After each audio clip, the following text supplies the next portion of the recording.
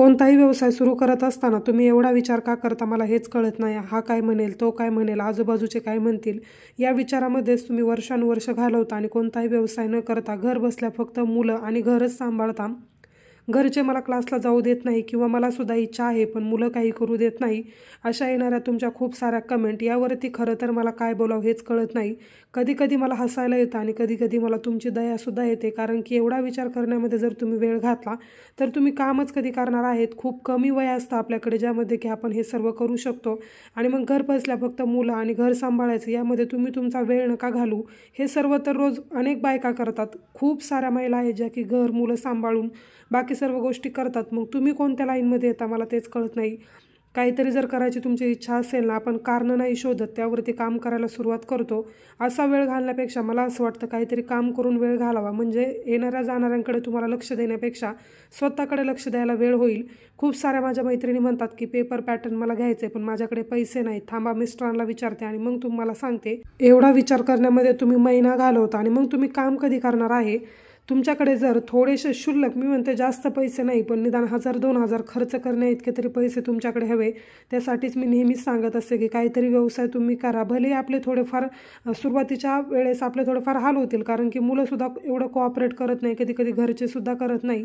पण तुम्ही एक सुरुवात करायला काहीच हरकत नाही असं मला वाटतंय. तर चला, व्हिडिओच्या सुरुवातीलाच तुम्हाला हे सर्व सांगितलं कारण की 2-3 दिवस झाले बऱ्याच ताईंचे मला अशा कमेंट्स येत आहेत किंवा मग त्यांचं सतत म्हणणं आहे की ताई पैसे नाही हे ते.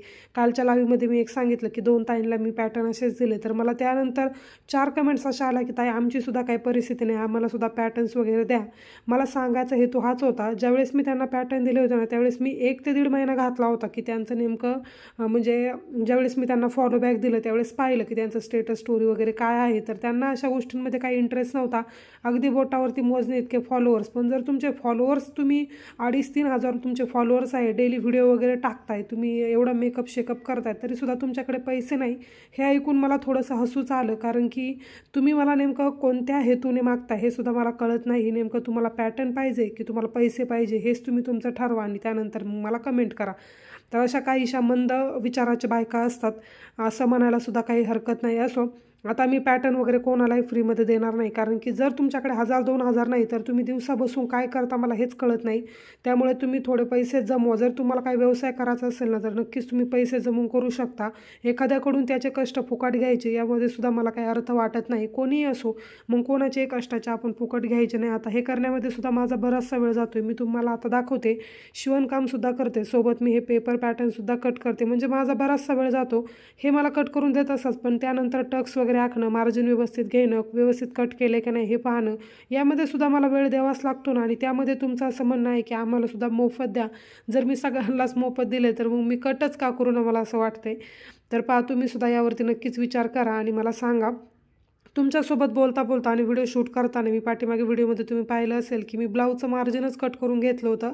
बरं तरी ते अस्तर होतं म्हणून काही नाही, नंतर जोड देऊन करता येतं. असं घाईमध्ये कधी कधी काही कामं होत राहतात. आता ब्लाऊज शिवत होते पण सारखी लाईट येत जात होती. आता हा जो व्लॉग आहे ना तो आहे आपला गुरुवारचा, त्यामुळे लाईटीचा खूप जास्त प्रॉब्लेम असतो. कधी कधी दिवसभरसुद्धा लाईट नसते, त्यामुळे मग मी मध्येच हुक लावायला बसते. त्यानंतर मग थोडासा कंटाळा आला की कटिंगला बसते. ब्लाऊज प्रेस वगैरे केलेले असतील तर कटिंग करायला सोपं जातं, अदरवाईज मग बाकी खूपच जास्त वेळ जातो त्याच्यामध्ये. लाईट गेलेली होती त्यामुळे म्हटलं चला बसून हुक बसूयात. थोडेसे बसवले आणि त्यानंतर लगेचच लाईट आली. असं म्हटलं की खूप हेक्टिक वाटते. एकतर दिवसभर असं कटिंग स्टिचिंग झाल्यानंतर काही वाटत नाही, पण मध्ये परत हुक लावायला बसवा किंवा पॅटर्न कट करायला बसा, यामध्ये खूप वेळ जातो. आणि ऑर्डर जर आली ना ताईंचे त्याच दिवसापासून सुरुवात होते लगेच की किती दिवसात माझे पॅटर्न भेटतील. स्पीड पोस्टने पाठवले तर 4 ते 5 दिवस लागतात, पण लोकेशनवरती डिपेंड आहे. जर तुम्ही थोड्याशा खेडेगावामध्ये राहत असाल तर जरासा जास्त वेळ लागू शकतो, किंवा शनिवार रविवार जर मध्ये आला तर तो दिवस असतो सुट्टीचा, त्यामुळे त्या दिवशी पार्सल काही डिस्पॅच होत नाही. त्यामुळे हे समजून घ्या. खूप वेळा व्हिडिओमध्ये मी सांगते पण कधी कधी काही ताईंच्या लक्षात येत नाही आणि सतत तुम्ही कमेंट मेसेज केले की मला सुद्धा रिप्लाय द्यावाच लागतो. मी खूप जास्त कमी वेळ मोबाईलमध्ये घालते. मला जास्त म्हणजे असे स्टेटस स्टोरी हे ते जास्त भानगडे आवडत नाही.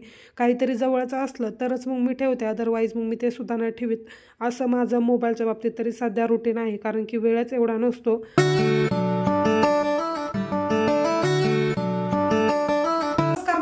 कशा आहात तुम्ही सर्व? नक्कीच मस्त आणि मजेत असणार आहे. तर आजच्या व्लॉगची सुरुवात केली मी साडी घालून. तर सगळ्यात पहिले तर साडीमध्ये कशी दिसत आहे ते नक्की कमेंट करून सांगा. अगदी काही महिन्यानंतर म्हणता येईल की मी साडी वेअर केली होती, नाही केली होती, आय थिंक आता नागपंचमी होती त्यावेळेस, पण अगदी थोड्या मिनिटासाठी, अर्धा एक तासाभरासाठी, आणि लगेच काढून टाकली. कारण की मला जास्त तब्येत असल्यामुळे कसं ते जमतच नाही साडीमध्ये खूप, आणि काम पण सुचत नाही. महत्त्वाची गोष्ट म्हणजे त्याच्यामुळे मी साडी क्वचित कधीतरी घालते, नाहीतर घालतच नाही. असं काही साड्याचं कलेक्शन खूप सारे माझ्याकडं, सगळ्या ट्रेंडिंग साड्या मी घेतलेल्या, फक्त ब्लाऊज स्टिच केलेलं नाही. कोणत्या तरी एखाद्या व्हिडिओमध्ये त्या सर्व साड्या मी तुम्हाला दाखवेल. तर ही साडी मी दीदीची वेअर केलेली आहे. ब्लाऊज मला बसत नव्हता, थोडासा लूज केला आणि त्यानंतर मग घातली आहे. तर आज साडी घालण्याचं कारण म्हणजे जसं की मी तुम्हाला सांगितलं, आज आहे यांचा वाढदिवस, तर त्याच्यासाठीच आज मी साडी घातली आहे. सकाळपासून ब्लाऊजला हुक वगैरे बसवायचं होतं, काही पार्सल डिस्पॅच करायचे होते, कारण की आज आहे शुक्रवार 22 ऑगस्ट. त्याच्यामुळे म्हटलं की पटकन जे काही पार्सल आहेत ते आज गेले पाहिजे. उद्या पोस्ट ऑफिसचा टायमिंग कमी असतो आणि संडेला तर सुट्टीच असते. त्याच्यामुळे मग हे जे काही वीकडेज असतील त्याच्यामध्ये पार्सल गेलेलं ठीक राहतं, जेणेकरून की शनिवार रविवार जरी सुट्टी आली तरीसुद्धा मग सोमवार मंगळवारपर्यंत पार्सल आरामशीर जातात. आणि दुसरं म्हणजे केक मी कालच घेऊन आले होते. तर काल गेलो होतो आम्ही आदर्श टेक्स्टाईल आणि त्यानंतर मग ब्रँडेड कलेक्शनमध्ये. जसं की मी तुम्हाला सांगितलं, ज्यावेळेस गणपती बसणार त्यावेळेस आम्ही सर्वांनी विचार केला की एकसारख्या साड्या घालायच्या म्हणून नारायणपेठ साडी तर मी दिलेली. आता बाहेर पिको फॉलसाठी आल्यानंतर तुम्हाला दाखवेल की कोणती घेतली मी. त्यानंतर साड्या वगैरे घेतल्या आणि येत्या वेळेसच मी केक घेऊन आले, कारण की मला माहीत होतं मला काय पॉसिबल होणार नाही. रसमलाई केक आणल्या पुढे व्हिडिओमध्ये तुम्हाला दिसेलच, आणि मला पण आवडतो रसमलाई.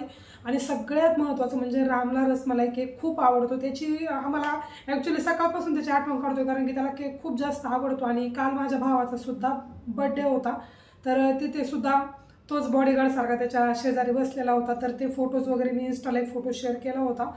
त्यानंतर मग आता आम्ही सेलिब्रेशन करणार आहोत. यांना पाठवले मी पोस्ट ऑफिसमध्ये पार्सल ठेवण्यासाठी. जात नव्हते, बरंच म्हटलं की प्लीज जा आज माझ्यासाठी, कारण की माझं काम बरंच पेंडिंग होतं आणि त्यांना सुद्धा कंटाळा आला होता, कारण की त्यांची होती सेकंड शिफ्ट. त्याच्यामुळे ते पार्सल ठेवायला गेले. त्यामुळे मी पटकन तयार झाली आहे. आता त्यांना आल्यानंतर मी देवाचं पूजा वगैरे करायला होणार. कधीच देवाला हात वगैरे जोडत नाही, कधीच. आणि मला आठवत नाही अशी देवाची पूजा वगैरे कधी केलंय.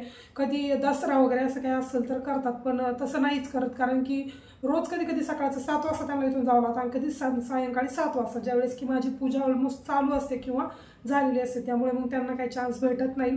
पूजेचं ताट मी एकदम साधं सिंपल रेडी केलं आहे. आणि त्यानंतर मग आता ते आल्यानंतर आपण सेलिब्रेशन करूयात. तर म्हटलं तोपर्यंत तुमच्यासोबत 5 मिनटं गप्पा मारूयात. कधी बसून आपला असा ब्लॉग होतच नाही. तर चला, साडी कशी दिसत आहे ते नक्की सांगा आणि पुढे ब्लॉग कसा होता ते सुद्धा तुम्हाला सांगते. माझ्या डेली ब्लॉगमध्ये तुम्हाला सेलिब्रेशन झालं किंवा ट्रॅव्हलिंग झालं या सर्व गोष्टी खूप कमी पाहायला भेटत असतील. ट्रॅव्हलिंगची तशी मला फारशी आवड नाही, कारण की लग्नाआधी खूप जास्त ट्रॅव्हलिंग, मैत्रिणींबरोबर मजा मस्ती ह्या सर्व गोष्टी केलेल्या आहेत. त्यामुळे त्या गोष्टीचं आता काय एवढं कुतूहल वाटत नाही. पण सेलिब्रेशनच्या बाबतीत म्हणजे आता असं तर होतं की कधी कधी काही गोष्टी आपल्या वयानुसार सुद्धा चेंज होत चालतात. आपल्याला ज्यावेळेस आपण कॉलेज लाईफमध्ये असतो त्यावेळेस आपल्याला सेलिब्रेशन वगैरे ह्या सर्व गोष्टी खूप छान प्रेझेंटिंग वाटतात. पण त्यानंतर एक वेळ अशी येत चालते की ह्या सर्व गोष्टी आपण कुठेतरी मागे पडत जातो किंवा आपल्याला या गोष्टींमधला रस जो आहे तो खूप कमी होत जातो. त्याच फेसमध्ये मी आता आहे. सेलिब्रेशन ही गोष्ट आता मला एवढी काही जास्त वाटत नाही. तर ज्यावेळेस माझा बड्डे असेल त्याच्या आधी 1 महिना मी वाट पाहायची की कधी माझा वाढदिवस येईल असं मला व्हायचं. पण आता तशी सिच्युएशन राहिलेली नाही. कधी कोणतं सरप्राईज भेटेल किंवा आपल्याला कोणतरी सरप्राईज देईल ह्या गोष्टीसुद्धा आता मला जास्त आठवत नाही आणि जास्त मॅटरसुद्धा करत नाही, कारण की या गोष्टींकडे लक्ष द्यायला एवढा वेळच नसतो. मुलं झाली की मग तर फारच गोष्ट आपल्या ह्या सर्व निघून जातात. आपण मग मुलांचं सेलिब्रेशन असेल, मुलांना काय हवं आहे नको या गोष्टींकडे जास्त लक्ष जातं, असं माझ्या बाबतीत सुद्धा सध्या तरी होत आहे. ह्या सर्व गोष्टी झाल्या सेलिब्रेशन रिलेटेड. आता बोलूयात आपण गिफ्टबद्दल माझं काय मत आहे ते तुम्हाला सांगते. गिफ्ट हे असं काही नाही, जशा आम्हाला गोष्टी लागतात तशा आम्ही घेतो. आणि तसं तर मी ठरवलं होतं की चला आपण काहीतरी आता इन्कम करतोय त्यामुळे यांनासुद्धा गिफ्ट देऊयात. तसं तर 2 दिवस मी आधीच यांना म्हटलं होतं की चला आपण तुमच्यासाठी एक चांदीचं ब्रेसलेट बनवूयात. पुरुषांचं कसं असतं, नको कपडे वगैरे घ्यायचे असले तरीसुद्धा त्यांचं नको. आपल्या लेडीजला कोणी म्हटलं की चल तुला कपडे घेऊन देतो, चल तुला सोनं घेऊन देतो, की आपण लगेचच एक्साइटमेंटमध्ये आपल्याला असं होतं की कधी घेईल. पण तसं यांच्या बाबतीत म्हणजे जेंट्सच्या बाबतीत शक्यतो तरी होत नाही मला असं वाटतं.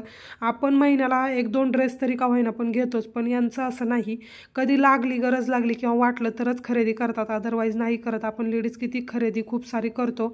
तर मी त्यांना म्हणत होते की चला आपण ब्रेसलेट बनवून घेऊयात, पण ते नाही म्हटले, नंतर पाहूयात असं त्यांचं वाक्य होतं. त्यानंतर मग मी असंच ठरवलं की चला कस्टमाइज करूनच घेऊयात, म्हणजे नावाचं वगैरे जसं आपण करतो तसं. त्यामुळे मग ती जी गोष्ट आहे ती स्किप झाली. म्हटलं जेव्हा वेळ भेटेल आरामदायी त्यावेळेस आपण करूयात, असं काहीसं त्यानंतर मग मी गिफ्ट वगैरे असं काहीच दिलं नाही. आणि जे काही मला गोष्टी लागतात किंवा ज्या गोष्टी मला हव्या असतात त्या मी वेळोवेळी त्यांच्याकडून मागून घेत असते. दरवेळेस असं ॲनिव्हर्सरी असेल किंवा बड्डे असेल असं जास्त फोर्सफुली म्हणत नाही की हे घ्या ते घ्या. फक्त पाठीमागच्या बड्डेला मला आठवतं की मी त्यांना ब्रेसलेट मागितलं होतं आणि त्यांनी लगेच घेऊन दिलं होतं. तसं तर जशा गोष्टी मला लागतात तशी मी मागते आणि घेऊनसुद्धा देतात. आणि आपण जर स्वतः कमवत असलो ना, आपल्याला कोणत्या गोष्टीची लालसा लागतच नाही ना, तर खूप साऱ्या लेडीज मी पाहिलेल्या आहे अक्षरशः पुरुषांना पार नाकीनं बांधतात कोणत्या गोष्टी पाहिजे असतील तर. तसं माझ्या बाबतीत होत नाही. मला जसं लागतं तसं मी घेते आणि जर एखादी गोष्ट मला खूपच आवडत असली आणि कॉस्टली असली तर माझं मी घेऊनसुद्धा टाकते. आता इथे कार्यक्रम आहे पाया पडण्याचा. मला आठवत नाही, आता जवळजवळ 3.5 वर्ष माझ्या लग्नाला झालेत, पण तरीसुद्धा मी यांच्या कधी पाया पडलेली मला मुळीच आठवत नाही आणि कधी पडलेसुद्धा नव्हते. पण काल चला म्हणलं बड्डे आहे आणि ते सुद्धा हसत होते म्हणून मग मी पायासुद्धा पडून घेतलं असं काहीसं. आणि ट्रायपॉड असल्यामुळे ह्या सर्व गोष्टी शूट करायला छान वाटतात आणि ॲज अ मेमरी म्हणून आपल्याला सेव्हसुद्धा करता येतात. त्यानंतर आम्ही दोघंच होतो सेलिब्रेशनमध्ये. रामला खूप जास्त मिस केलं. तसं तर माझ्या भावाचा काल वाढदिवस होता त्याच्यामुळे तिथेसुद्धा तो बसलेला छान आणि त्याला केक खूप जास्त आवडतो आणि त्यामध्ये रसमलाई असेल तर मग गोष्टच वेगळी आहे. त्यामुळे रामची खूप जास्त आठवण आली. यांना तर केकची टेस्ट काही एवढी खास वाटली नाही. मला ओके ओके टाईपमध्ये वाटला. एक नवीन बेकरीमधून आम्ही ट्राय केला होता पण एवढा काही असा छान डेलिशियस नव्हता. त्यामुळे हेच तिथे आमची चर्चा चालू होती केकबद्दल. केक वगैरे खाल्ला त्यानंतर मग हे गेले आराम करण्यासाठी आणि मी लागले माझ्या कामाला. कोणतंही सेलिब्रेशन असो सण असो पण आपला व्यवसाय असला की आपल्याला त्याकडे सुद्धा लक्ष द्यावं लागतं. मग सणांमध्ये सुद्धा आपली रुची जी आहे ती कधी कधी कमी होत चालते किंवा आपल्याला वेळसुद्धा भेटत नाही. अशातली ती गोष्ट आहे. तर चला आता इथे मी घेतलेलं आहे कटिंग करण्यासाठी. थोड्या वेळ लाईव्ह घेतला आणि त्यानंतर ब्लाऊज कटिंगला लागले. असं सिम्पल असं सेलिब्रेशन आम्ही बड्डेचं केलं. त्यानंतर मग इव्हिनिंगला म्हटलं की थोडंसं जेवण वगैरे करून येऊयात. कारण की असतं एक ॲनिव्हर्सरी असली की बड्डे असली की बाहेर जेवण करावं असं वाटतं. आपल्याला बाहेर जेवण करायला काय एवढी छान म्हणजे अशी उत्सुकता नसती पण स्वयंपाक करायचा वाचेल, भांडी घासायचे वाचतील असं आपल्या मनामध्ये चालतं. त्यामुळे मग आपल्याला सुद्धा छान वाटतं. बाकी मग जेवण वगैरे तर आपण तसं डेली घरी बनवतच असतो पण ही सर्व कामे आपली वाचतात म्हणून आपल्याला बाहेर जेवण करायला जायला सुद्धा खूप आवडतं, स्पेशली बायकांना तरी. ब्लाऊज कट करायला घेतला त्याआधी आपण आपला लाईव्ह घेतला. त्यामध्ये असणारे तुमचे सर्व प्रश्नांची उत्तर मी तुम्हाला देत असते. डेली आपला दुपारी 1 वाजता लाईव्ह होतो फक्त रविवार सोडून. सो तुम्ही जरी अजून माझा लाईव्ह जॉईन करत नसाल तर नक्कीच दुपारी 1 वाजता आपला लाईव्ह असतो. तर डेली जॉईन करत जा आणि तुमचे जर काही प्रश्न असतील तर ते सुद्धा मला सांगा.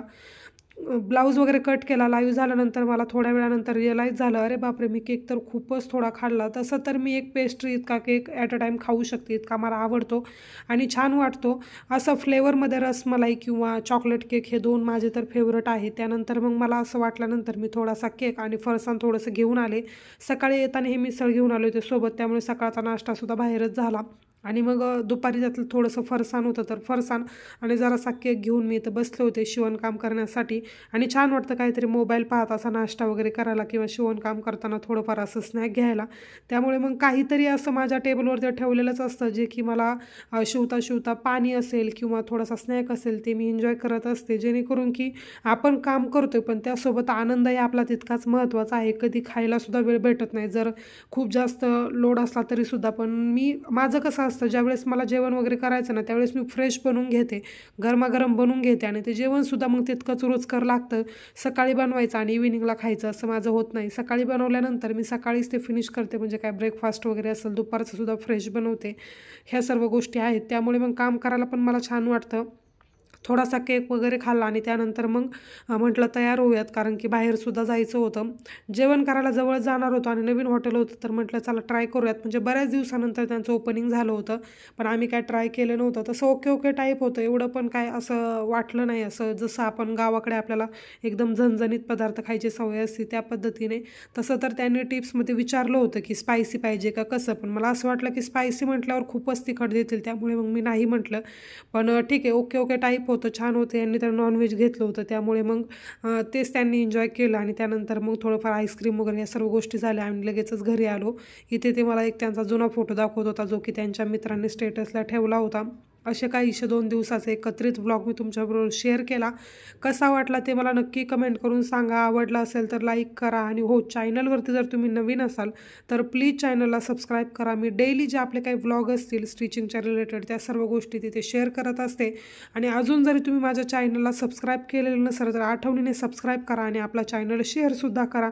म्हणजेच अशा तुमच्यासारख्या ज्या मैत्रिणी असतील ज्यांना की स्टिचिंग रिलेटेड व्हिडिओ पाहायला आवडतात ते सुद्धा आपल्या चॅनलला नक्की सबस्क्राईब करतील. तर चला, इथे थोडीफार माझी व्लॉगिंग चालू होती आणि इंटेरियर इतकं छान डिझाईन केलं होतं ना की मला मोहच आवरला नाही. थोडंफार व्लॉगिंग केलं, थोडेफार फोटोज घेतले, वाटलं तर तुमच्यावर शेअरसुद्धा करेल. असा होता संपूर्ण बर्थडेचा आणि माझा डेली रुटीनचा व्लॉग. भेटूयात आपण नेक्स्ट व्हिडिओमध्ये. बाय.